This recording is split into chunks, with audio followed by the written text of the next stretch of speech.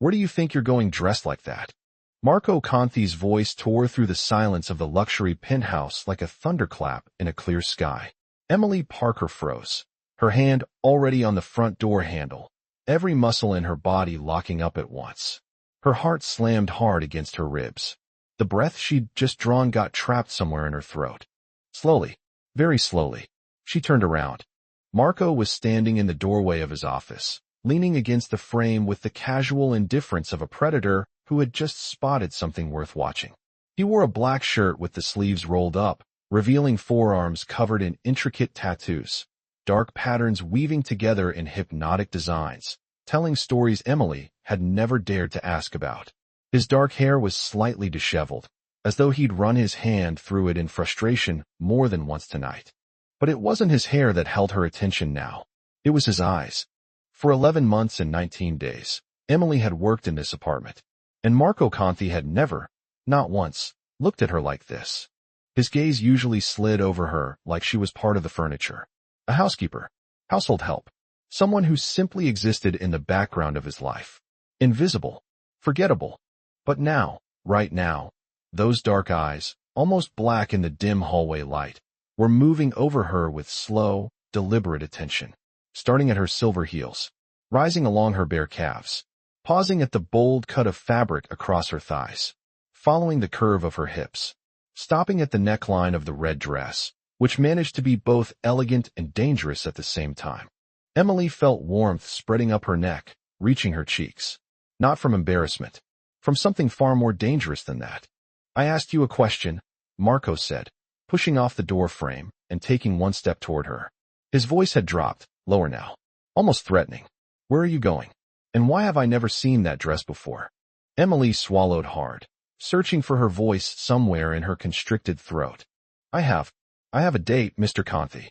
Something flickered in his eyes, something dark and primal. His jaw tightened so visibly that Emily could see the muscle contract beneath his clean-shaved face. He repeated the word, date, as though it were in a foreign language, as though the taste of it on his lips was bitter and completely unacceptable. Yes, Mr. Conti.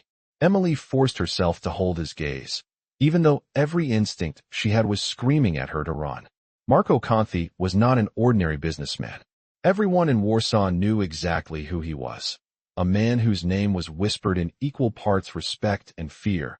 A man whose empire stretched far beyond legal enterprise, reaching deep into the shadows where the law was merely a suggestion, never a rule.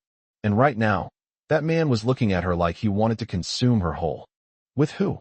He asked, taking another step forward. The light from the floor-to-ceiling panoramic windows fell across his face, sharpening the lines of his cheekbones, the almost aristocratic straight line of his nose, the perfectly sculpted lips that almost never smiled.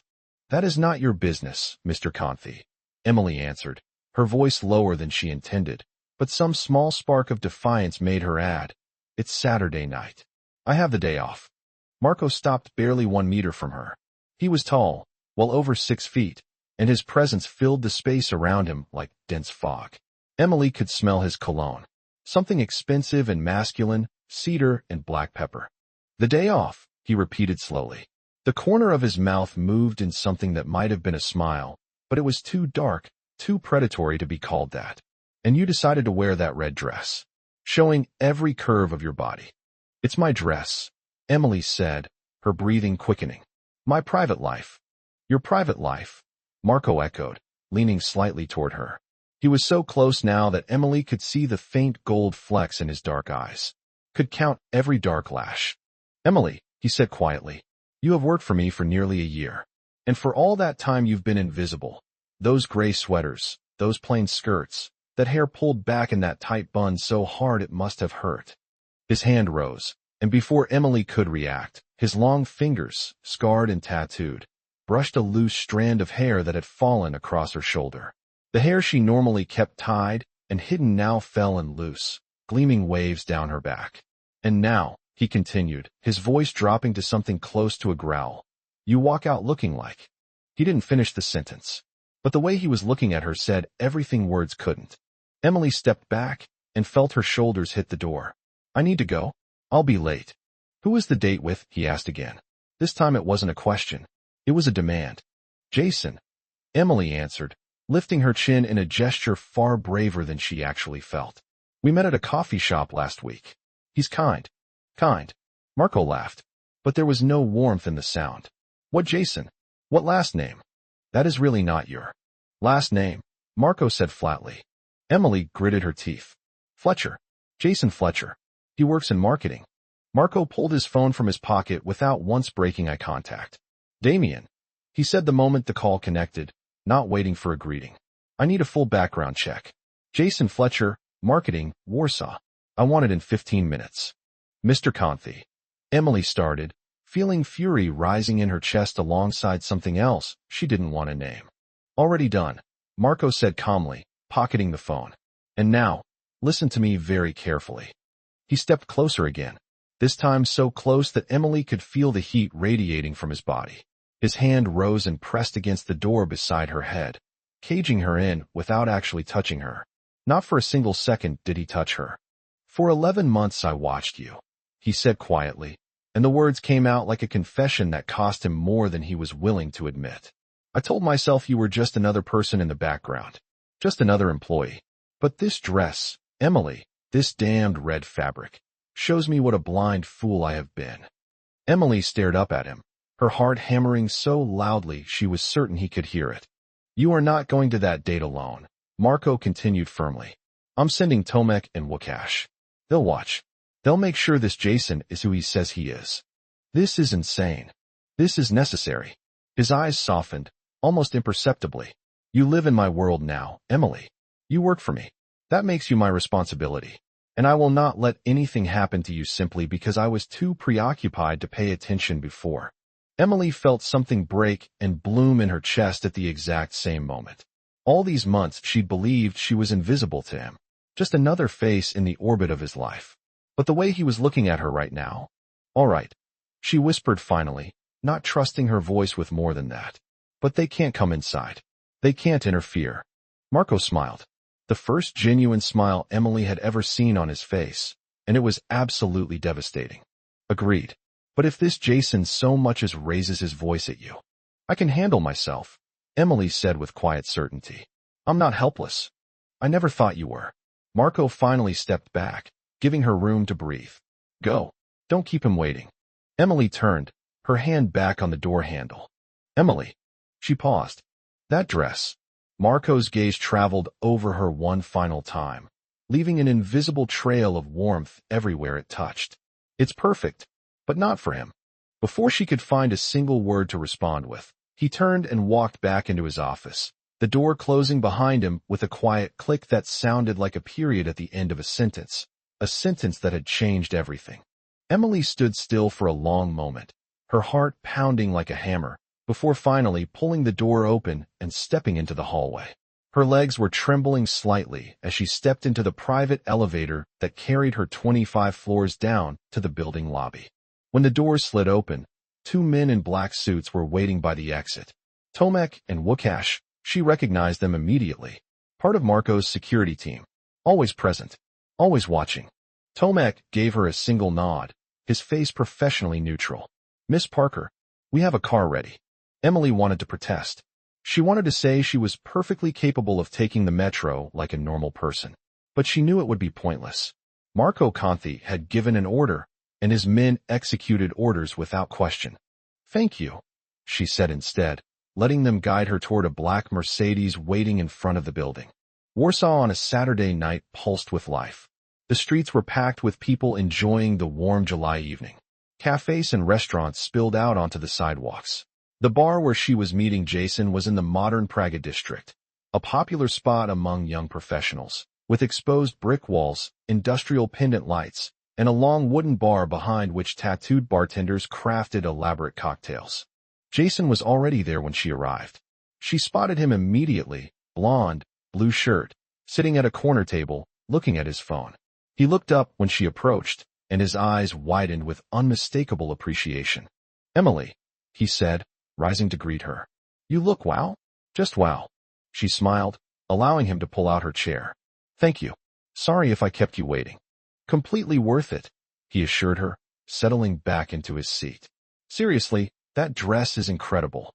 The conversation started easily enough. Jason was attractive, charming, with an easy smile and work stories that were light and funny. They ordered drinks, a gin and tonic for Emily, a craft beer for Jason, and for the first 30 minutes, everything seemed perfectly fine. Then Jason asked, "So what exactly do you do? You mentioned something about working in an office building." Emily paused, holding her glass. "I work as a housekeeper. I clean and manage my employer's home." Something shifted in Jason's expression. It was subtle, but Emily caught it immediately. A slight lift of the eyebrows. A small smile that didn't quite reach his eyes. "Oh," he said, leaning back comfortably. "A housekeeper. That's interesting." The tone of that single word made Emily's blood run hot. It wasn't what he said. It was everything buried inside the way he said it. Condescension. Dismissal. "It's honest work," she said quietly, but her hand tightened around her glass. Of course," Jason agreed quickly, but the damage was already done. "It's just, I don't know. I assumed you did something more. I mean, with that dress, the makeup, you look like someone who'd be in a corporate office, you know? Not like what?" Emily interrupted, her voice calm, but carrying an edge of steel. "Not like someone who cleans." She leaned forward slightly. "Tell me, Jason, what exactly are people who clean supposed to look like?" Jason hesitated, clearly realizing he'd just stepped onto thin ice. "Hey, that's not what I meant. You just what?" Emily didn't raise her voice. She didn't need to. "You assumed I was someone different based on how I look. That people who work physically can't dress well, can't wear red dresses, can't look a certain way." "Calm down," Jason said, raising both hands in a defensive gesture. And that was the mistake. That patronizing, lecturing tone. Something inside Emily simply snapped. "Calm down," she repeated, laughing without any humor. "I was calm, Jason. Now I'm just disappointed. I thought you were different." "Look, Emily, you're overreacting." "Overreacting." She shook her head, reaching for her bag. "You're the one overreacting by thinking I'm interested in spending time with someone who judges me for my job. This date is over." She stood, fury and disappointment pulsing through her in equal measure. Jason stared at her with a mixture of surprise and irritation. "Seriously? You're leaving?" "I'm not leaving," Emily replied, hooking her bag over her shoulder. "I'm simply smart enough to recognize when I'm wasting my time. Have a good night, Jason." She turned to go, but before she could take a single step, a firm hand grabbed her wrist. Not violently, but enough to stop her. "Don't be so dramatic," Jason said, and there was an edge of real irritation in his voice now. "Sit down. Let's finish our drinks. Take your hand off her." "Right now?" The voice cut through the noise of the bar like a blade. Ice cold, deathly calm, and absolutely non-negotiable. Emily turned her head and saw Marco Conti standing just a few meters from their table. Behind him, Tomek and Wukash, their faces carved from stone. Marco looked even more dangerous than he had upstairs. He'd added a black jacket over the same shirt, and his eyes, those dark, intense eyes, were locked on Jason with such concentrated force that Emily could have sworn the temperature in the room dropped 10 degrees. Jason released her wrist instantly, stepping back. "Who the hell are you?" Marco didn't answer. Instead, he stepped toward Emily, his gaze moving carefully over her face, searching for any sign of distress or harm. "Are you all right?" he asked quietly. And Emily felt something melt in her chest at the sound of genuine concern in his voice. "Yes," she answered, equally quiet. "I was leaving anyway." Marco nodded. Then he finally looked at Jason. The smile that appeared on his face was absolutely glacial. "Jason Fletcher. Marketing. 31 years old. You live in Mokoto. You drive a Volkswagen Golf.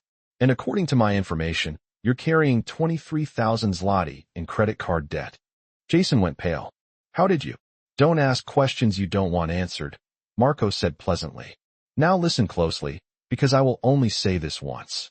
You will not approach Emily. You will not call her. You will not message her. You will not appear anywhere she goes. If you even think about contacting her, I will know." He paused, leaning forward just slightly. "And then you'll discover that credit card debt is the least of your problems. Are we clear?" Jason nodded, rapidly, like a man who had just looked into an abyss and seen something that would guarantee him sleepless nights for years to come. Marco turned to Emily, and his face softened immediately. "Come," he said gently, extending his hand. "I'll take you home." Emily looked at that outstretched hand.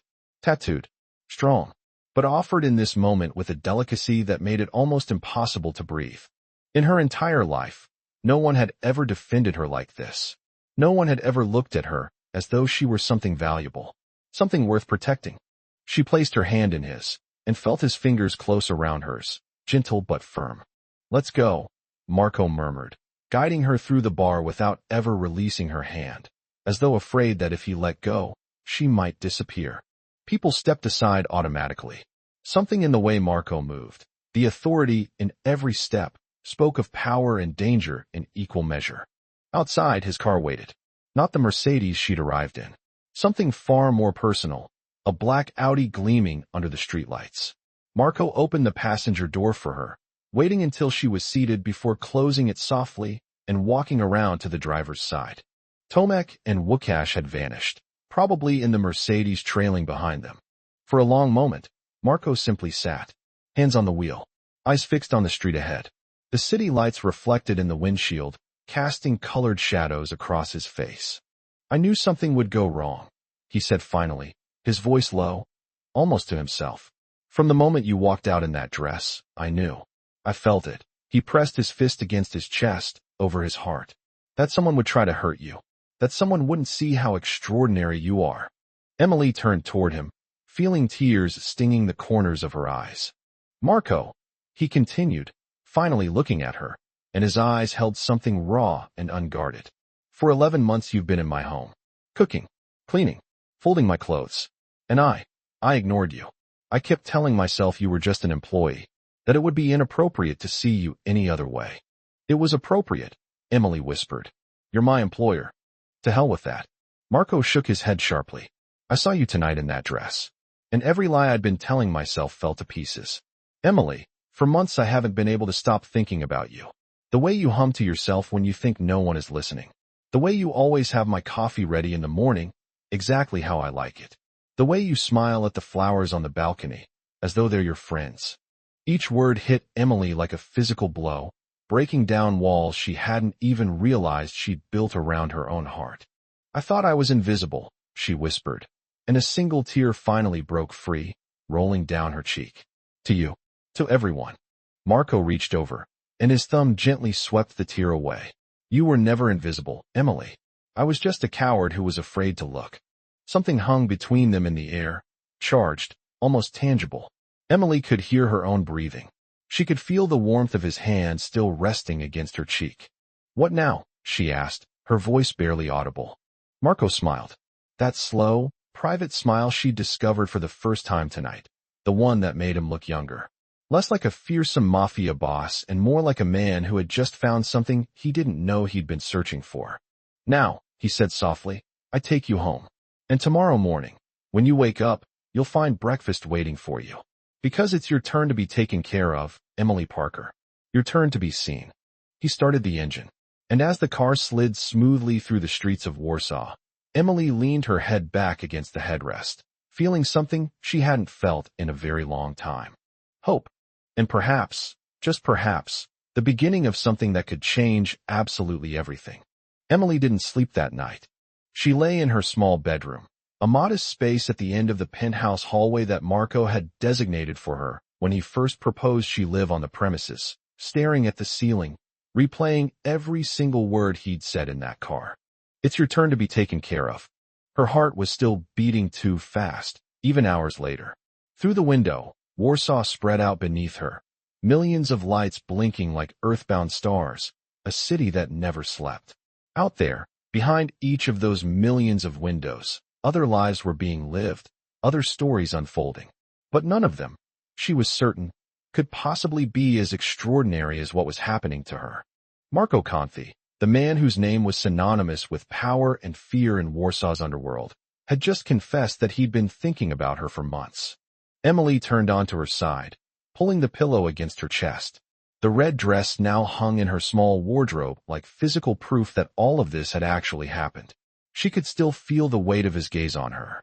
She could still feel the way his fingers had closed around her hand when he walked her out of that bar. She could still picture Jason Fletcher, confident, condescending Jason, going white as a wall when Marco calmly recited the private details of his life. She should be terrified. She knew that. She should be packing her things and running as fast as her legs would carry her. Marco was a dangerous man. His business, officially legitimate, an import-export operation dealing in high-end goods, was just a facade for an empire that stretched into the shadows, where loyalty was bought with blood and the law was more of a guideline than a rule. But instead of fear, she felt something else entirely, something she had almost no experience with. The feeling of being seen, protected, valued. In 26 years of life, Emily Parker had always been the background in other people's stories. An orphan raised in a state children's home on the outskirts of London, then passed between foster families who treated her as free labor. Then hotels, offices, the homes of wealthy people, always serving, never served. Until now. The clock on her bedside table read 4:37 in the morning when Emily finally gave up on sleep. She got up, pulled on comfortable sweatpants and a loose t-shirt, and quietly opened her bedroom door. The penthouse was submerged in darkness, only the subtle nighttime lighting casting a soft glow over the marble floors. Emily knew every centimeter of this place. She had spent countless hours cleaning it, polishing it, arranging it. She knew which floorboard creaked. She knew which windows always showed fingerprints. She knew exactly how to arrange the cushions on the sofa the way Marco preferred. She headed for the kitchen, thinking of tea, something warm and comforting to settle the thoughts spinning endlessly in her head. But when she crossed the kitchen threshold, she stopped dead. Marco was already there. He stood beside the large stainless steel refrigerator, shirtless, wearing only black sweatpants that hung low on his hips. The light from inside the open fridge cast shadows across his torso, tracing every line of the tattoos that covered his chest and arms. Emily could see all of them now, the black eagle spreading its wings across his right chest, the geometric patterns weaving around his ribcage, the Roman numerals on his left forearm. He was absolutely, strikingly beautiful, in a way that was artistic and raw at the same time.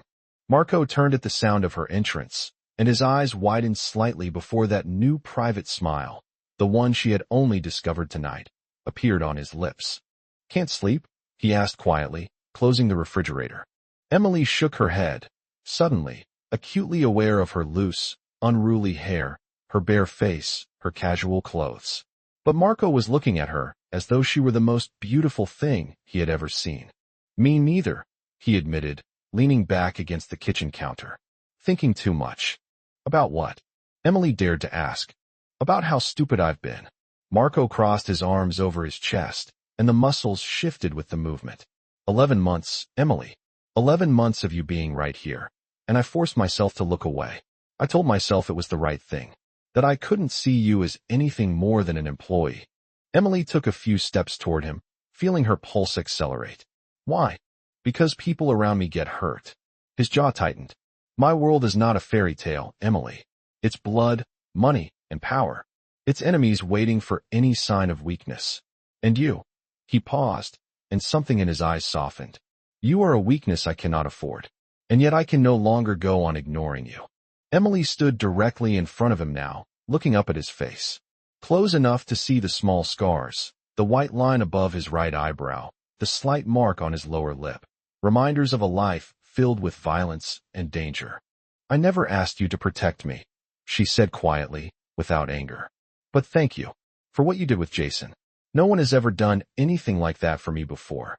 Something flared in Marco's eyes. Pain and anger, perhaps both. "He touched you. He tried to stop you." His voice was controlled, but the current running beneath it was not. "If I hadn't been there." "But you were there," Emily said. And slowly, deliberately, she raised her hand, hesitating just a moment, then placed it gently against his bare chest, feeling the warmth of his skin beneath her fingers. Marco closed his eyes at her touch. His breath deepened. "You were there, Marco. And now I'm here. Safe. I don't deserve you," he whispered, opening his eyes. "I am a monster, Emily. I have done things that would make you run screaming if you knew." "We all have a past," Emily answered, her hand still resting over his heart, feeling its strong, steady beat beneath her palm. "We all carry things we're ashamed of, but that doesn't define who we are now." Marco held her gaze for a long, searching moment. Then his hand rose slowly, framing her face. His thumb traced along her cheekbone, her jaw, finally pausing at her lower lip. "I told you I'd make you breakfast today," he said finally, his voice rough. "And I intend to keep that promise. But Emily, you need to understand something. If we start this now, whatever this is, there is no going back. I will never let you go. Not ever." Emily felt a shiver move through her, not from fear, but from something far more primal. "Maybe," she said quietly. "I don't want you to let me go." Marco's smile was slow and predatory. "Good. Then sit down. I have exactly 3 hours before sunrise to impress you with my cooking."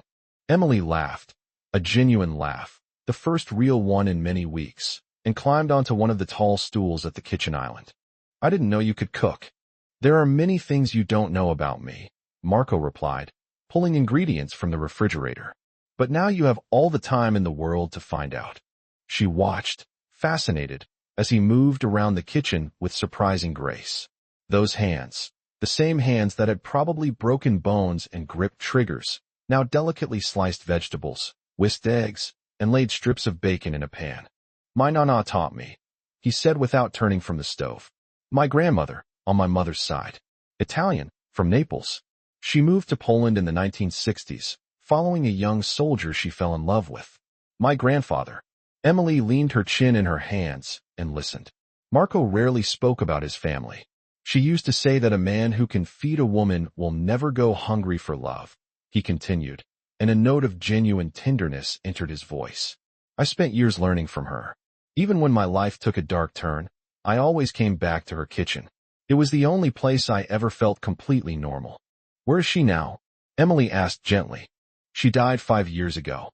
Marco turned, and his eyes were bright, but the smile remained. "But she taught me well. So today she gets her specialty, frittata with sun-dried tomatoes, basil, and mozzarella." For the next 20 minutes, Emily watched Marco cook, and between them, something strange and intimate quietly unfolded. There was no awkwardness, only the ease of being together in the small hours of the morning when the whole world seemed to be asleep. When he finished, Marco placed a plate in front of her, a golden, fluffy frittata, perfectly cooked, surrounded by fresh herbs and chopped tomato. The aroma was heavenly. "Marco," Emily breathed, staring at the plate. Then at him. "Taste it first." Emily took a bite and closed her eyes. The flavor burst across her tongue. Creamy mozzarella, sweet tomatoes, fragrant basil, everything in perfect balance. It was the best breakfast she had ever eaten. "Incredible," she said, opening her eyes to find Marco watching her with an intensity that made her cheeks flush.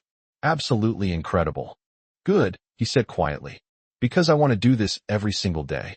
Every morning, Emily. I want to see that expression, that look of pure happiness, every single morning." Emily swallowed, not just the food. "Marco, I still work for you. It's complicated." "Then you'll stop working for me," Marco said firmly. "Starting today, you are no longer my housekeeper. You are something far more important." "What?" Emily had to ask, even though her heart already knew the answer. Marco reached across and laced his fingers through hers. "Mine, if you'll have me. With all my faults. All my dark past. All the dangers that come with it." Emily looked at their joined hands, her skin pale and delicate against his, olive-toned and scarred. They symbolized everything wrong with this idea. She was no one. He was the king of an underworld empire. She was a British orphan without a past. He was a Polish heir to power and violence. But when she looked into his eyes, those dark, intense eyes that were watching her now as though she were something beyond price, every logical argument, she had crumbled to dust. "Yes," she whispered. "I'll have you, Marco Conti." The smile that lit his face was like sunrise, slow, warm, and absolutely breathtaking. He leaned forward and kissed her forehead softly, as though she were made of something precious. "Finish your breakfast," he murmured, "because after that, I have something for you." Emily ate, though she could barely taste the remaining bites through the adrenaline and emotion surging through her veins. Marco watched her the entire time, occasionally reaching over to brush a strand of hair back from her face, his touch always gentle, always full of something that felt remarkably like tenderness.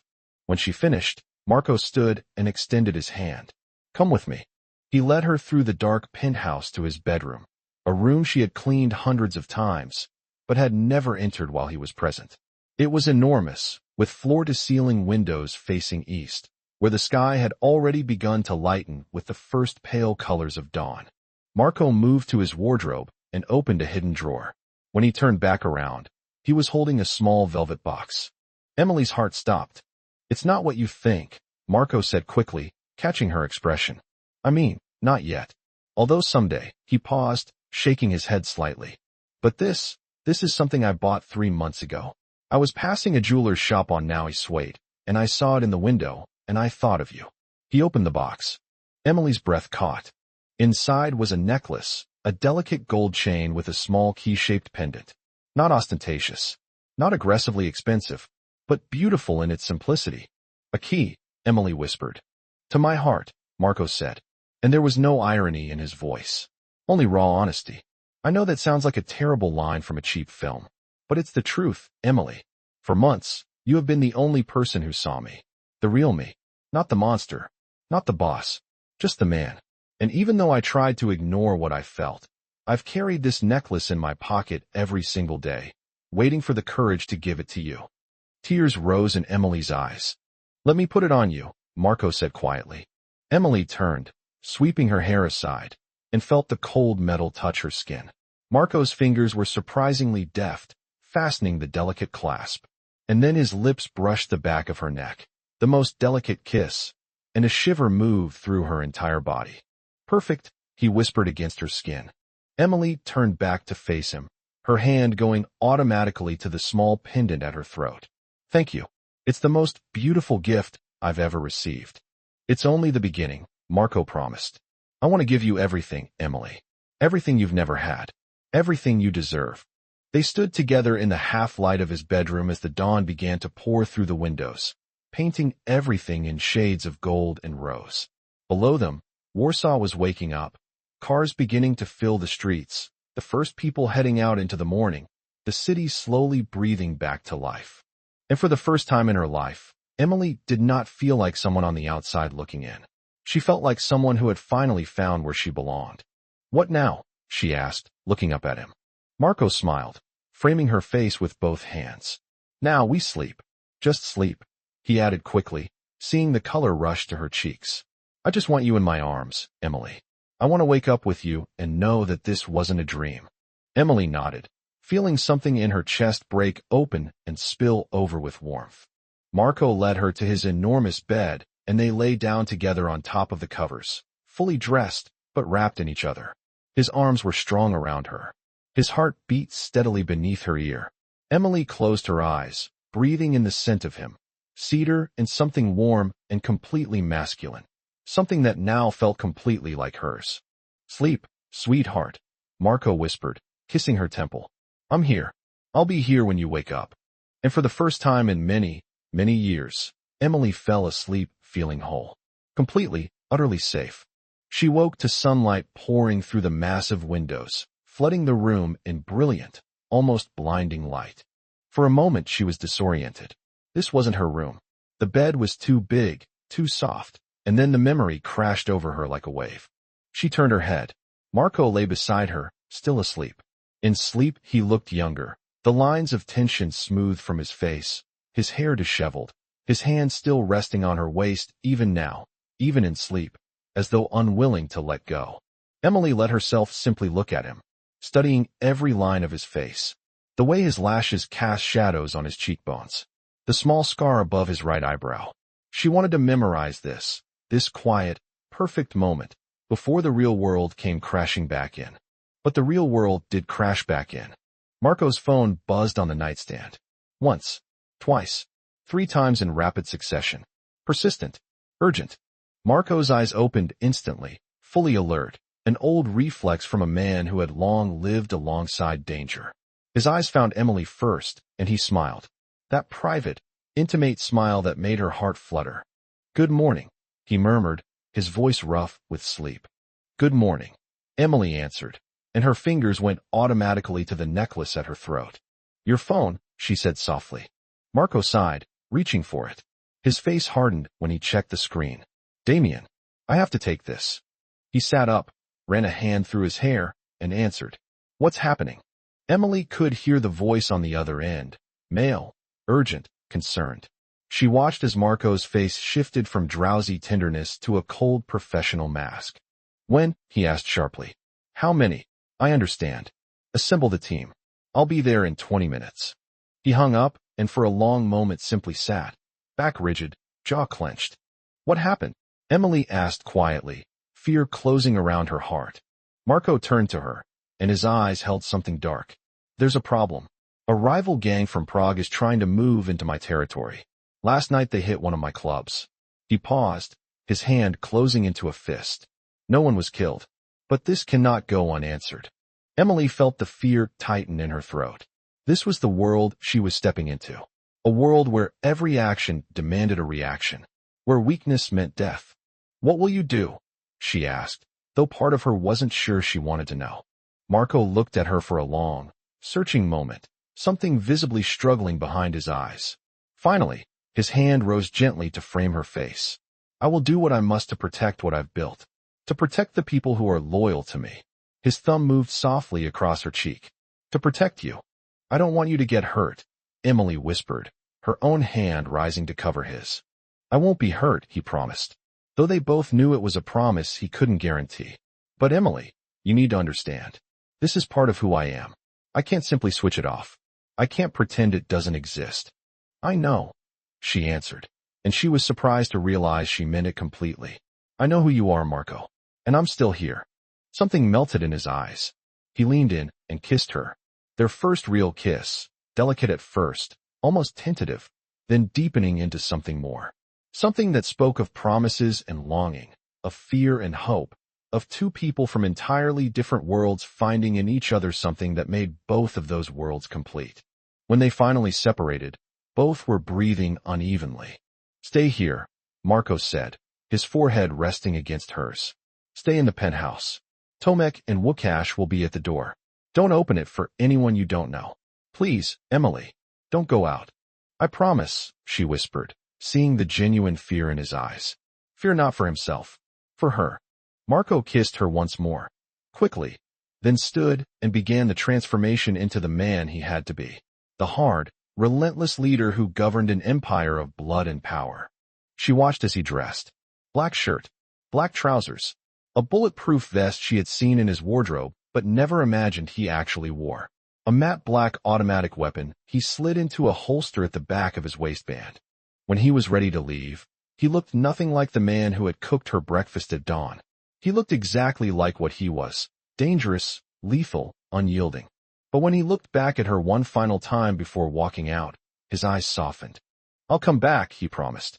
And when I do, I'm taking you to dinner. A proper dinner, where I can show the whole world that you are mine. And with those words, he was gone, leaving Emily sitting on his bed, one hand at the pendant on her throat, quietly praying to a god she wasn't entirely sure she believed in to keep him safe. Because somewhere between that breakfast at dawn and their first kiss, Emily Parker, the orphan, the housekeeper, the invisible woman, had fallen deeply in love with the most impossible man she had ever known. And there was absolutely no going back from that. The hours crawled like an eternity. Emily moved through the penthouse like a caged animal, her fingers returning constantly to the small gold key at her throat. Her talisman now, her physical reminder that Marco would come back. That he had to come back. Tomek and Łukasz stood at the front door, their faces unreadable. Their presence was both comforting and terrifying. It reminded Emily that the danger outside was real, tangible, crouching just beyond the threshold of this luxurious world. It was 12:15. Marco had left at 8 in the morning. 4 hours and 15 minutes ago. Emily checked her phone every 3 minutes, though she knew it was pointless. Marco wouldn't call in the middle of, what exactly? A gang conflict. Negotiations. A potential bloodbath. She didn't want to think about specifics. She tried to keep herself occupied. Made coffee she didn't drink. Turned the television on and couldn't focus on a single thing. Pulled a thick biography of Napoleon, in Polish she barely understood, off the shelf in Marco's office and stared at the pages without absorbing a single word. Eventually, she found herself back in the kitchen, staring at the spot where they had stood at dawn. She could still picture it perfectly. Marco without a shirt, moving through the kitchen with that surprising grace, telling her about his grandmother, smiling with that new private smile that belonged only to her. I want to do this every single day, he had said. Every morning, Emily. But what if there were no more mornings? What if the rival was faster, smarter, more ruthless? What if at this very moment Marco was somewhere bleeding, dying, and she was here, helpless and terrified? Stop, she whispered to herself, gripping the kitchen counter until her knuckles went white. Stop thinking like that. Her phone vibrated in her pocket. Emily nearly dropped it, pulling it out. Her heart stopped when she saw the name on the screen. Marco. Marco, she answered with trembling fingers. Hey, sweetheart. His voice was tired, but strong. Alive. Sorry I didn't call sooner. Everything took longer than I expected. Emily closed her eyes as a wave of relief washed through her so violently she had to brace against the counter. Are you all right? Are you okay? I'm fine, he assured her, his voice softening. Not a scratch. I promise. But listen, I need a few more hours. Documents to sign, people to reassure. He paused, and Emily could hear the smile in his voice. But after that, I'm taking you to that dinner I promised. You don't have to. I want to. Marco interrupted, his voice dropping. I desperately want to. I want to see you in another beautiful dress. I want to sit across from you at a table and know that every man in that restaurant envies me for being there with you. I want. Another pause, his voice now quieter, more intimate. I want to come home with you tonight and continue what we started this morning. Emily's cheeks flushed, and something deep in her chest wound tight with sweet anticipation.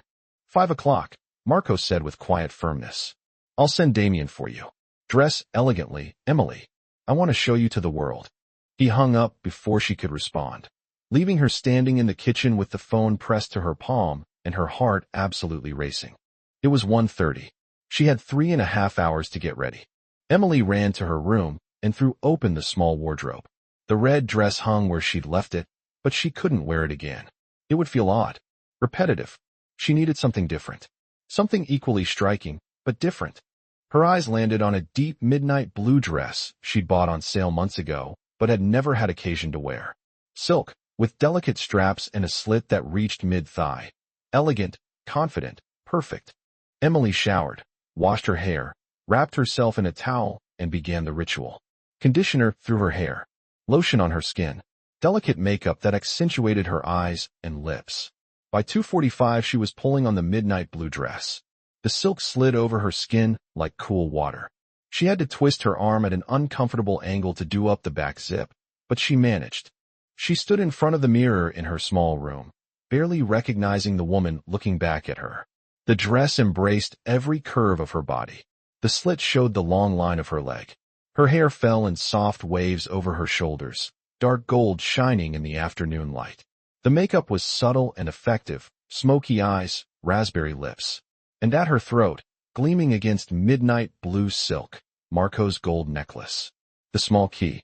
A quiet knock at her door. Miss Parker. Tomek's voice, gentler than she'd ever heard it. Mr. Korsanuski is waiting for you in the lobby. Damien Korsanuski. Marco's right hand. His most trusted man. Thank you. Emily called, taking a small bag and giving herself one final look. Coming. When she opened the door, Tomek and Wukash were there. And though their faces stayed professionally neutral, Emily caught an unmistakable flash of something in their eyes. Respect. You look beautiful, Miss Parker, Tomek said. And it was the first personal thing he had ever said to her. Thank you, she answered with a smile, feeling some of her nerves settle. They escorted her down to the lobby where Damien waited beside a black BMW. A tall, lean man with sharp features and penetrating green eyes that missed nothing. Around 40. With prematurely gray hair and a permanent crease between his brows. Miss Parker, he greeted her, opening the rear door. His Polish was impeccable, but Emily could detect a faint trace of an Eastern accent, perhaps Belarusian, perhaps Ukrainian. Emily got in, feeling the cool leather against her bare legs. Damien closed the door and slid smoothly into traffic. For a few minutes they drove in silence. Then Damien spoke, eyes on the road. Mr. Conthi is a very happy man today. Emily looked at the back of Damien's head, surprised by the comment. I've known him for 15 years, Damien continued, his voice measured but weighted. I've seen him in every possible condition: triumph, defeat, fury, grief. But I have never seen him light. The way he was this morning. Even in the middle of that mess with Prague, he was light. Light, Emily repeated quietly. He was smiling, Damien said, and a note of barely suppressed amusement entered his voice. In the middle of negotiations that could have ended in a full-scale war, he was smiling and checking his phone every 10 minutes. Like a teenager in love for the very first time. I nearly laughed out loud. Emily felt warmth spreading through her entire chest. What happened with the Prague gang? She asked carefully. Damien was quiet for a moment, weighing how much to tell her. Peaceful resolution, he said finally. Mr. Conti demonstrated strength, but offered terms. Division of territory. Cooperation in certain ventures. Compensation for damages. Everyone walks away with their dignity. No one has to die. Thank God, Emily whispered. Thank you, Damien corrected, glancing at her in the rearview mirror. His green eyes were sharp, evaluating. The old Marco, the Marco before you, would not have chosen a peaceful resolution. He would have chosen blood and retaliation. But today he had something to come back to. Someone he wanted to return to in one piece. Emily swallowed hard, emotions pressing against her throat. I'm not. You are. Damien interrupted quietly but firmly. I don't know exactly what happened between you, but you changed him. And as someone who has spent half his life protecting that man, keeping him alive, keeping him from choices he'd regret, I am grateful to you, Miss Parker. Emily didn't know what to say. Fortunately, she didn't have to, because Damien turned down a narrow side street in the city center and stopped in front of an elegant restaurant whose name was written in gold letters above the door, Zlotokazka. The Golden Duck. An old place, Damien explained, getting out to open her door. It's been here since the 1930s. Survived the war. Survived communism. Survived everything. Mr. Conti knows the owner personally. A brief pause. He reserved the entire restaurant for the evening. Just the two of you. Emily stepped out, her heels slightly uncertain on the cobblestones. The entire restaurant. Mr. Conti doesn't do things halfway, Damien answered, and something in his voice was almost a smile. Enjoy your evening, Miss Parker. The restaurant door opened, and there was Marco. He wore a dark suit, the most formal Emily had ever seen him, perfectly fitted, accentuating the breadth of his shoulders and the narrow line of his waist. Beneath the jacket, a white dress shirt with the top button open. No tie. His hair carefully styled. His jaw clean-shaven. When his eyes found her, his entire body went still. God, he murmured, descending the steps toward her. Emily, you look, he couldn't finish the sentence. But he didn't need to. The way he was looking at her, like something miraculous, something sacred and precious all at once, said everything words couldn't. Do you like it? She asked shyly, turning slightly to show the dress. Like it? Marco laughed, rich and warm. Emily, like is a word you use for coffee or the weather. What I feel looking at you, there are no words for that. He extended his hand, and Emily took it, feeling the familiar current at his touch. Marco raised her hand to his lips, pressing a soft kiss to her knuckles, his eyes never leaving her face. Come, he said quietly. I've prepared something special for you. He led her inside, and Emily gasped. The interior was like stepping back in time. Dark wood paneling, crystal chandeliers, white linen tablecloths on every table. But every table was empty, every chair carefully arranged, waiting for guests who would never arrive. Every table except one. In the center of the restaurant, beneath the largest chandelier, a table for two had been set as though for a royal feast. Porcelain plates with gold rims, crystal glasses, silver cutlery gleaming in candlelight, because there were candles everywhere. Tall white candles in silver holders, creating a warm, flickering warmth that gave the whole room something close to magic. At the center of the table, a bouquet of perfect white roses, their fragrance drifting softly through the air. Marco, Emily breathed, tears pricking her eyes. This is the most romantic thing anyone has ever done for me. It's only the beginning, Marco promised, guiding her to the table and pulling out her chair with natural grace. Tonight, I intend to show you what the rest of your life will look like. How I will treat you every day, if you'll let me.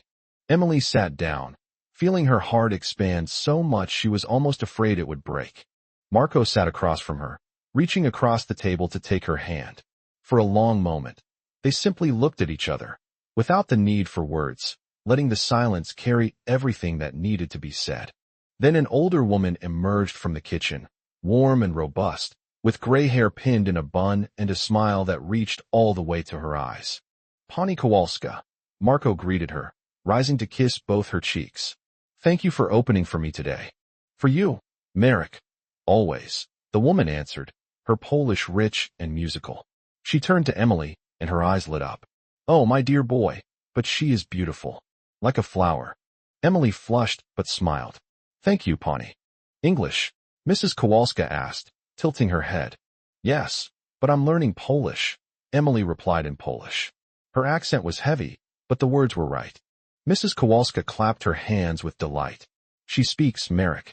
She is perfect. Marco smiled, and his eyes were full of something warm. I know. Good, good, Mrs. Kowalska declared, patting Marco's shoulder. Tonight, I will cook everything at my best for you. We begin with amuse-bouches, small bites to open the appetite. Then soup, my own recipe, broth with handmade dumplings. Then the main course, duck, of course, our signature, roasted to perfection with cherries. And at the end, she paused, winking, a surprise. It sounds like heaven, Emily said sincerely. Because it is heaven, Mrs. Kowalska assured her, and disappeared back to the kitchen, leaving them alone again. Marco settled back into his chair, still holding her hand. I've been coming here since I was 10 years old, he said quietly. My father used to bring me on Sundays. Before everything became complicated, Mrs. Kowalska was a friend of my grandmother's. She taught me how to eat duck with dignity, how to appreciate a real meal. Your family, Emily began carefully. You've never spoken about them much. Marco's face tightened slightly, but he didn't pull his hand away. It isn't an easy story. My father was a complicated man. He ran the business I now control, but he was ruthless in a way that went beyond necessity. He hurt people because he could, not just because he had to. Emily squeezed his fingers gently, encouraging him to continue. My mother tried to soften him. She couldn't. Finally, when I was 15, she left, walked out one morning, and didn't come back. She left me with him. Marco's voice was flat, but Emily could hear the pain running like a deep, cold current underneath. My father wanted me to be like him, taught me the business, taught me to be ruthless, how to inspire fear. But my grandmother, Nana, always reminded me that I was also my mother's son, that I could choose differently. And did you choose? Emily asked softly. Marco looked at her, his dark eyes holding something raw and unshielded. I tried. After my father died, I was 23. I took control of everything and tried to run it differently. Less violence, more strategy, fairer terms, even in an unfair world. But there are limits, Emily. There are things I've had to do, things I am not proud of. He paused. But today you chose peace instead of war, Emily said, her voice steady. Damien told me. He said the old Marco would have chosen differently. Marco smiled faintly. The old Marco didn't have you. Before Emily could respond, Mrs. Kowalska returned carrying a tray, small, exquisite bites arranged like artwork. Smoked salmon on thin toast. Beef tartare. Creamy beet mousse on delicate crackers. Please, please, she urged, setting the plates before them. Enjoy. Emily took her first bite, the salmon, and closed her eyes at the explosion of flavor. Every ingredient was in perfect balance. Good? Marco asked, watching her reaction with quiet intensity. Incredible, she answered, opening her eyes. Everything is incredible, Marco. This restaurant. The candles. The food. You. She paused, swallowing against the wave of emotion rising in her chest. Why are you doing all of this for me? Marco leaned across the table, his grip on her hand tightening. Because for 11 months, you were invisible. To me, to the world, to everyone around you. And I want to make up for every day, every moment I didn't see you the way I should have. I want you to feel like a queen, Emily. Because to me, that is exactly what you are. Tears rolled down Emily's cheeks before she could stop them. Marco rose immediately, walking around the table to crouch beside her chair. His thumb moved gently across her face. His expression was close, his breath warm. Don't cry, sweetheart, he murmured. Unless those are happy tears. They're happy tears, Emily told him, laughing through them. It's just, no one has ever made me feel this way. Not in my entire life. Then I'll make sure you feel this way every single day from now on, Marco said. And then he kissed her, right there, in that beautiful restaurant, under the light of 100 candles. Kissed her as though it were both his last kiss and his very first, all at once. There was desire in it, but also tenderness, passion, and promise. When they separated, Mrs. Kowalska was applauding somewhere in the background, her voice ringing with pure delight. "Oh, young lovers," she exclaimed. "This reminds me of myself and my Stanislav. God rest him. Eat, eat. Love needs nourishment." The rest of the dinner moved like a dream. The broth was the most comforting thing Emily had ever tasted. The dumplings melted on her tongue. The duck was a masterpiece, the skin golden and crisp, the meat rich and tender, the cherries adding a perfect bittersweet note. But the best part wasn't the food. The best part was the conversation. Marco told her stories about his childhood in Warsaw, about the summer he spent in Italy with his nana, about how he'd learned 4 languages because, as he put it, "In my business, communication means survival." He told her about his first fight at age 12, defending a smaller boy from a gang of bullies. He told her about the books he loved, mostly historical biographies and philosophy, and how sometimes, late at night, when he couldn't sleep, he read poetry. Poetry. Emily was both astonished and charmed. Szymborska, Herbert, Marco listed with a slight smile. Polish poets. Words that capture things I could never express myself. Emily told him about her own childhood in return, not embellished, not softened. She told him about the children's homes, the foster families, the constant feeling of being temporary, never permanent. She told him how she'd worked since she was 16, saving every penny until she could come to Poland for a new beginning. "Why Poland?" Marco asked, genuinely curious. "Because it was the farthest from London I could afford," Emily admitted honestly. "And because I read somewhere that Warsaw was rebuilt from ashes. A city that refused to die." She met his eyes. That spoke to me. Marco looked at her as though he could see straight to the center of her. "You are stronger than you know, Emily Parker." "I could say the same about you," she answered quietly. "You could have been like your father. You chose to be better." Something broke in Marco's eyes. Some last wall. Some final defense. He reached into the inner pocket of his jacket and produced a small velvet box. Emily's heart stopped. "It's not what you think," Marco said quickly, seeing her face. "Not yet. But this is a promise." He opened the box. Inside was a ring. Not an engagement ring. It was too simple, too understated for that. But it was beautiful. A narrow gold band with a single small diamond. "This was my grandmother's ring," Marco explained, his voice low and heavy with emotion. "She gave it to me on her deathbed 5 years ago. She told me to give it to the woman who made me a better man. The woman who could see the good in me, despite all the bad." Emily couldn't speak. Her throat had closed entirely. "This is not a marriage proposal," Marco continued. "Not yet. But this is a promise that someday, when you're ready, when we're both ready, I will ask you properly. And until then, I want you to wear this as a reminder that you are mine, and I am yours." He removed the ring from the box and held it between them. "Emily Parker, will you accept this ring? Will you accept me, with all my faults, all my past, all the dangers that come with it?" Emily looked at this beautiful, dangerous, complicated man, who had cooked her breakfast at dawn, who had carried a necklace in his pocket for months before finding the courage to give it to her, who had reserved an entire restaurant just to show her how much she mattered. "Yes," she whispered, extending her right hand. 1,000 times yes. Marco slid the ring onto her right ring finger. Not the left, not yet. That was a different promise for another day. It fit perfectly, as though it had been made for her. Then he stood, drawing her up with him, and kissed her again. Deeper this time. More certain. Full of promises of everything still to come.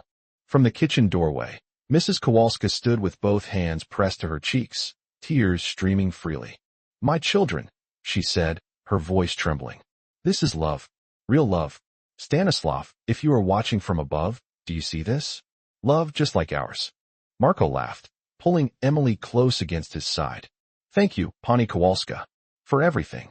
Wait, she cried, disappearing and returning moments later with a box. "Dessert," My special cheesecake with raspberries. Take it home. Enjoy it together. She pressed the box into Marco's hands and refused to accept a single zloty. No, no, this is my gift to you. Now go, with my blessing. She ushered them gently toward the door. Outside, Damien's BMW waited at the curb. But Marco didn't move toward it immediately. Instead, he stood on the pavement with Emily in his arms, looking out at the city around them. Emily, he said quietly, from this moment, everything changes. The whole city will know you are with me. My enemies will know. My allies will know. There is no going back from this. Emily looked up at his beautiful, scarred face, at the eyes full of worry and love held in careful balance. Good, she said with quiet certainty. Let them know. Let everyone know. I am yours, Marco Conti, and you are mine. And there, on the pavement in front of the Golden Duck, under the stars hanging over Warsaw, Marco Conti and Emily Parker sealed their promise with a kiss that spoke of a future filled with love and struggle and unbreakable commitment. Their story had truly only just begun. The morning light spilled through the enormous bedroom windows, painting everything in shades of gold and amber. Emily woke slowly, lazily, feeling the warmth of Marco's body behind her, his arm wrapped around her waist, his breath soft and warm against the back of her neck. The night before had been transformative. After dinner at the Golden Duck, Damien had driven them home in complete silence, his face professionally composed, though Emily caught a small, unmistakable smile in the rearview mirror when Marco held her hand the entire way, kissing her knuckles every few minutes, as though he simply couldn't help it. Back at the penthouse, they ate Mrs. Kowalska's cheesecake, creamy and perfect, the raspberries cutting through the richness with bright tartness. They fed each other pieces, laughing like teenagers, the wine working its way through their veins and making everything feel sharper, more vivid, more alive. And then Marco led her to his bedroom, not the way he had the night before, when they had simply curled together on top of the covers, fully dressed and innocent. This time, there was intention between them, a promise hanging in the air. Are you certain? Marco asked, when they were standing together at the edge of his bed.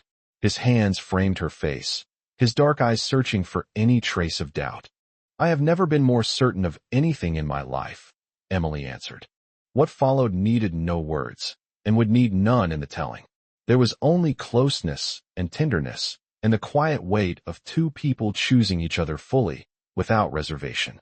Marco was gentle, deliberate, treating her as though she were something rare and irreplaceable. He whispered to her in Polish, in Italian, in English, words of admiration, of devotion, of something that felt very much like forever. Emily had never felt so completely, entirely seen. Now, in the morning light, she lay in his arms feeling a wholeness she had never known before. The ring from Marco's grandmother caught the light on her right hand. The gold necklace still rested at her throat. Physical reminders that all of this was real, not a dream, not a fantasy. You're awake, Marco murmured behind her. His voice was rough with sleep, his arm tightening around her.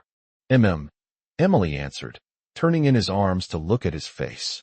His hair was disheveled, his jaw shadowed with overnight stubble, his eyes still soft and unhurried. He looked young, unburdened, completely unlike the fearsome figure he was to the outside world.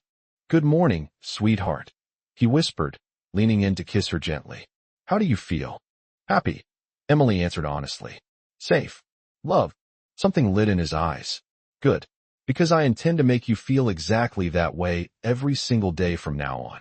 Marco's phone rang on the nightstand, cutting through their quiet bubble with cold efficiency.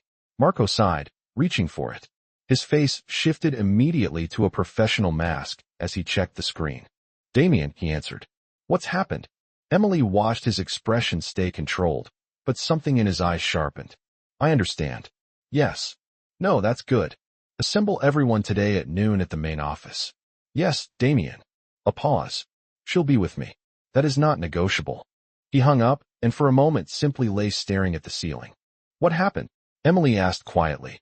Marco turned to her, his hand automatically reaching to brush the hair from her face. The news about us has spread. Quickly. My people know. My enemies know. He paused, and something complicated moved through his eyes. Some of my senior advisors are not happy. Emily sat up, pulling the sheet around herself. Why?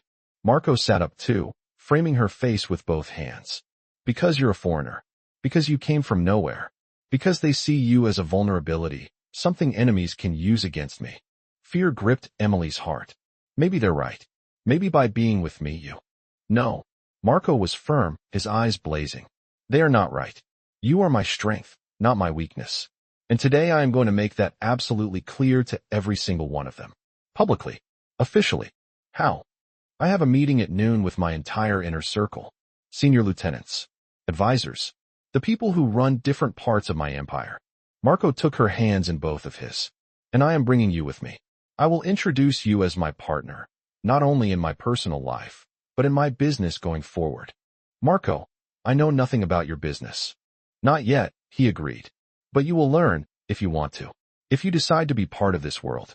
But one thing is already certain. You will no longer be hidden. You won't be protected in a cage. You will be at my side, where you belong. Emily looked at his face, at the absolute certainty in his eyes. Part of her wanted to pull back. To say it was too much, too fast, too dangerous. But the larger part of her, the braver part, the part that had survived children's homes and foster families and years of invisibility, that part said quietly, I'll do it. I'll stand beside you. All right, she said. I'm ready. Marco's smile was dazzling. I knew you would be. Because you are the bravest woman I have ever known. He kissed her deeply, and when they parted, something had shifted between them in a way that felt fundamental and permanent. This was no longer simply a love story. It was a partnership, an alliance.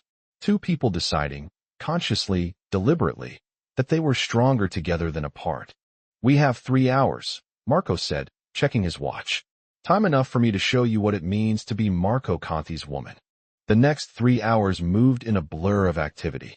Marco led her to a part of the penthouse she had never seen, a private dressing room larger than her old bedroom. Wall after wall of clothes, shoes, accessories. Is this for me? Emily asked, overwhelmed. Not yet, Marco answered with a smile. But it will be. He opened a hidden wardrobe, revealing a collection of clothes clearly purchased for a woman, price tags still attached on some. I bought these over the last few months. Every time I passed a shop and saw something I thought would suit you. Emily touched the clothes, elegant blouses, pencil skirts, dresses, all in her size, all in colors that would complement her skin and hair. Months, she whispered, turning to look at him. You thought of me for months. Every day, Marco admitted, without any shame. Every single day, Emily. He helped her choose an outfit for the meeting. A sleek black pencil skirt just below the knee. A snow-white silk blouse that was professional but unmistakably feminine. A sharply cut black jacket. Black heels. Small gold earrings. And the necklace, of course. And the ring. When Emily looked at herself in the mirror, she barely recognized the woman looking back. She looked powerful, composed, like someone who belonged in a room full of the most dangerous men in Warsaw. Marco stood behind her, his hands resting on her shoulders, his chin above her head. There she is, he murmured. Do you see it? Do you see who you actually are? Emily saw it. And for the very first time in her life, she liked what she saw. Marco's main office was in another part of the city entirely, a discreet building in the Praga industrial district, far from the gleaming towers of the financial center. From the outside, it looked like an abandoned warehouse. Inside, it was another world entirely. Damien met them at the entrance, his green eyes moving over Emily with a nod of approval. Miss Parker, good to see you again. Damien, Emily answered, keeping her voice steady despite the nerves gnawing at her insides. They're all here, Damien said to Marco. Antony is being particularly vocal about his opinions. Marco's jaw tightened. Antony is always vocal. Today he will learn that some things are not open for discussion. Marco guided Emily through clean but spare corridors, concrete walls, fluorescent lighting, guards at every door, all of whom nodded with respect as Marco passed, their eyes sliding curiously to Emily. Finally, they stopped before double doors. From behind them, Emily could hear the hard, argumentative sounds of men not in agreement. Marco turned to her, hands on her shoulders. Some of them will try to test you.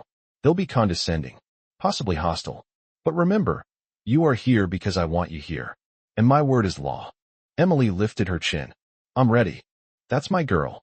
Marco said quietly, with open pride. Then he pushed the doors open. The room fell silent instantly.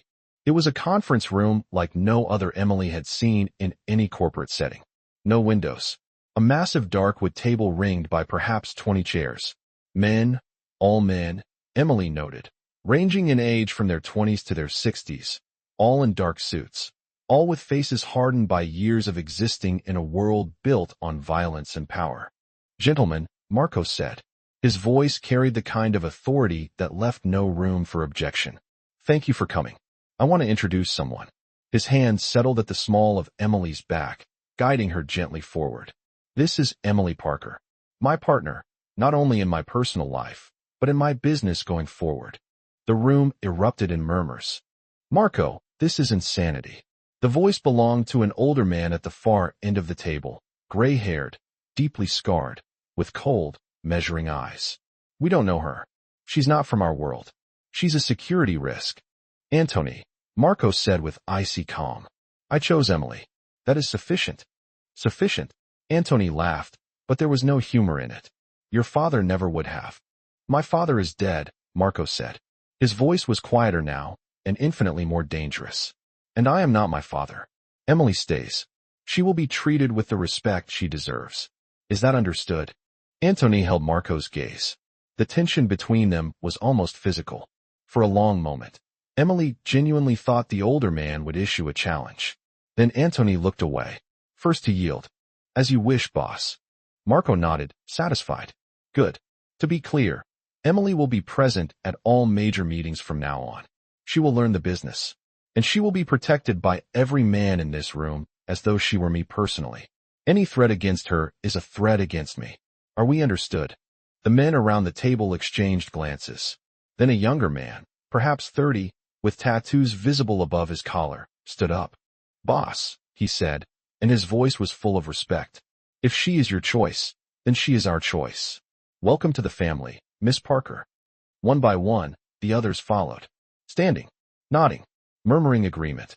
Even Antony, though his face remained sour, finally dipped his head.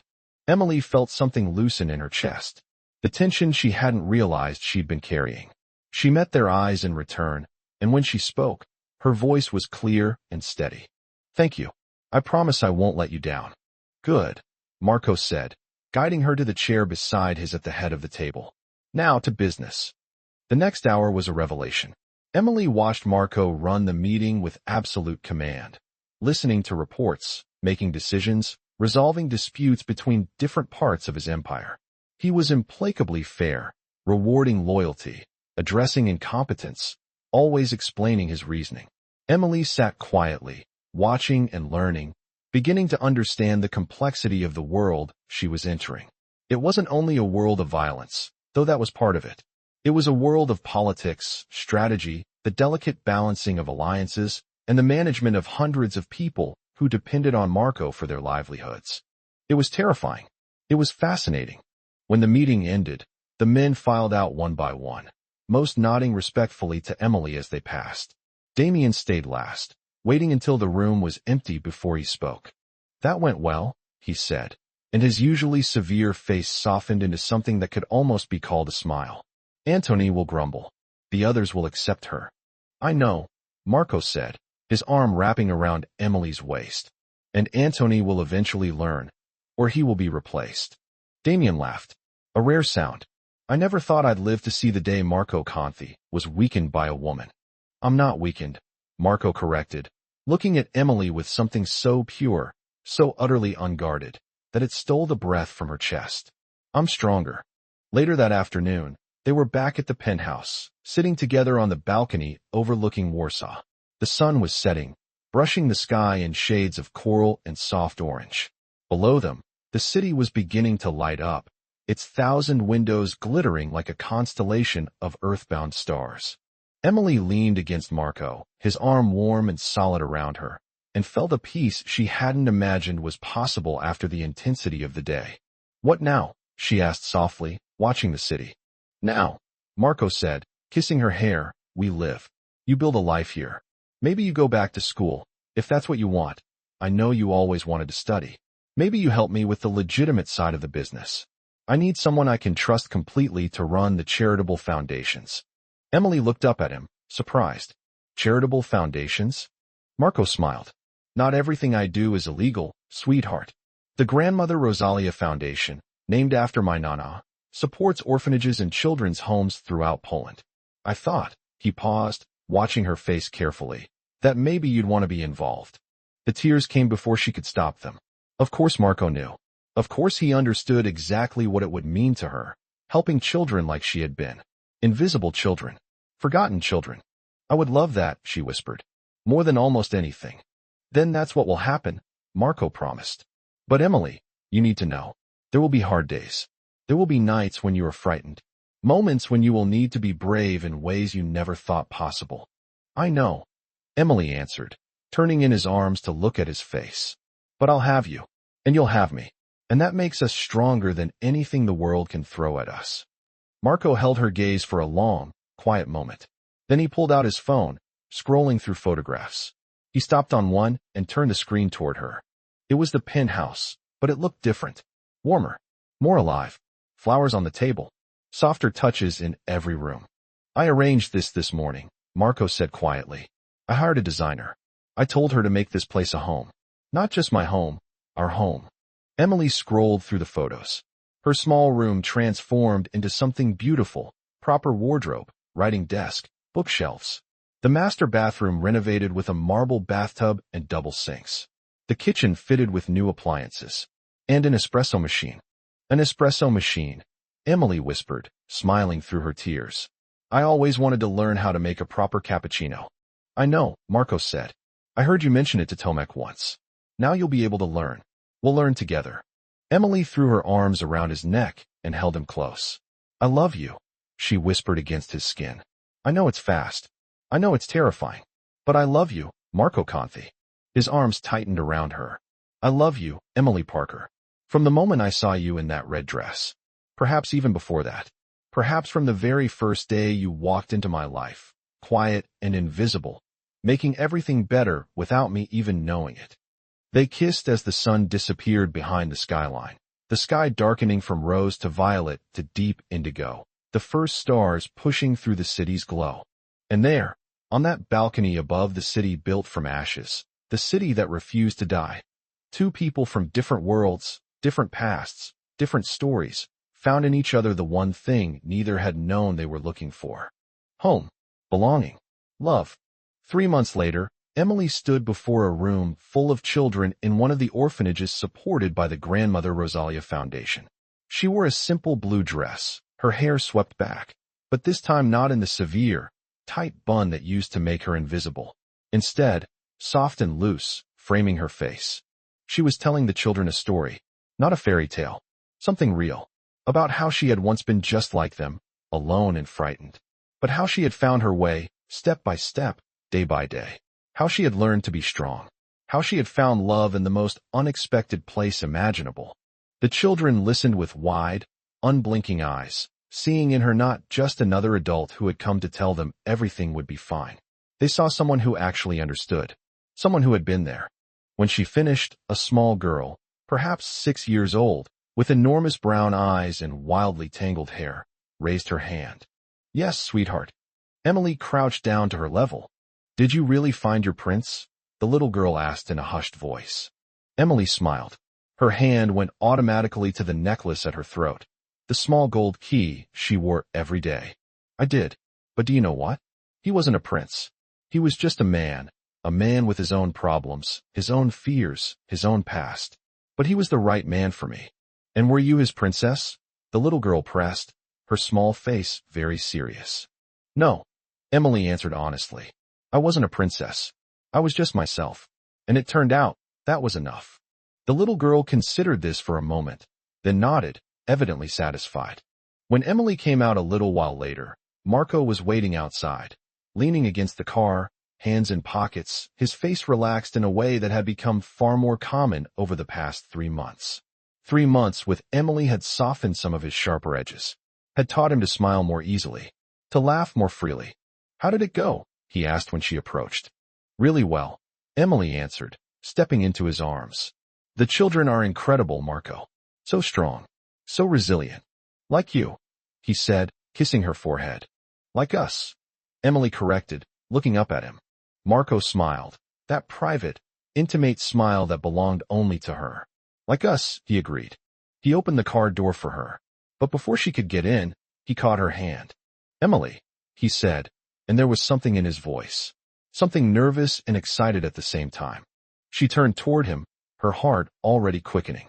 Yes. Marco reached into his pocket and produced a familiar velvet box, but different this time. Smaller, more delicate. He opened it, and Emily's breath left her entirely. The ring inside was simple and perfect. A platinum band, narrow and clean, with a single brilliant diamond that caught the light and scattered it in every direction. I know I said I'd wait, Marco began. I know I said I'd give you time.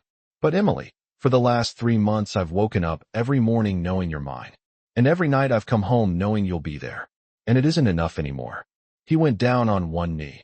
Right there, on the pavement in front of the orphanage, this dangerous man making himself completely and utterly vulnerable. Emily Rose Parker, he said, his voice rough with emotion. Will you marry me? Will you make me the happiest man alive and spend the rest of your life at my side, as my wife, my partner, my family? Emily looked at this beautiful, complicated, wounded man, who had shown her what it meant to be loved, who had made her visible, who had given her a home.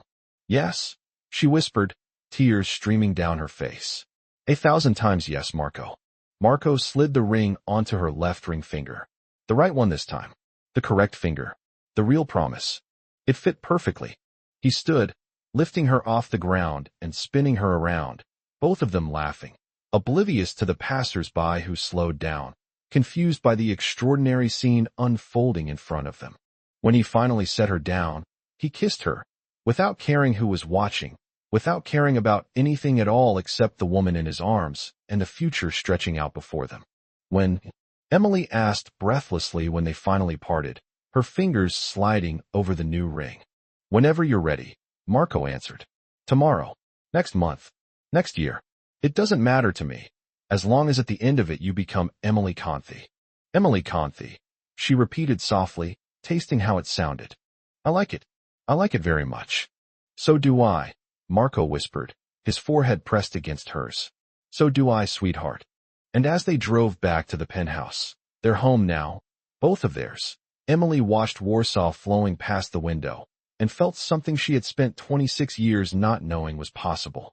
Completeness, purpose, a future full of open doors. For so long she had been invisible, a shadow in other people's stories, a background character in a world that never quite had room for her. But Marco Conti had seen her, and in seeing her, he had shown her how to see herself. She was no longer the housekeeper in the background, no longer the orphan without a past or a future.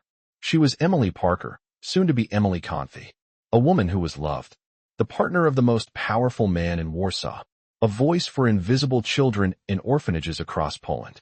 She was visible, she was valued, she was whole, and it had all begun with a red dress, and a question asked in dark, dangerous intensity. Where do you think you're going dressed like that? Sometimes, Emily thought, pressing her fingers softly against the ring on her hand, you don't need magic to change your life. Sometimes all you need is the courage to put on the dress, to step out of the shadows, to let yourself be seen. And the rest, the love, the home, the future, arrives naturally. The way dawn always follows the longest, darkest night. 7 months later, in a small, intimate ceremony held in the very same restaurant where Marco had first shown her how much she mattered, Emily Parker became Emily Conthi. Mrs. Kowalska wept from beginning to end. Damien served as best man. The children from the orphanage were witnesses, their faces shining with hope and joy. And when the officiant said, "You may kiss the bride," Marco kissed Emily with a tenderness that spoke of all the years ahead, all the challenges ahead, all the shared moments still waiting for them. "I love you, Mrs. Conthi," he whispered against her lips. "I love you, Mr. Conthi," she answered, her heart so full she thought it might break from the sheer weight of it. Outside, the world went on. Enemies still conspired. Business still demanded attention. Danger still crouched in the shadows. But Marco and Emily faced all of it together, hand in hand, heart against heart. Two people who had once been invisible in their own separate ways, now visible to the world, but above all, visible to each other. And in the end, that was the only thing that had ever truly mattered.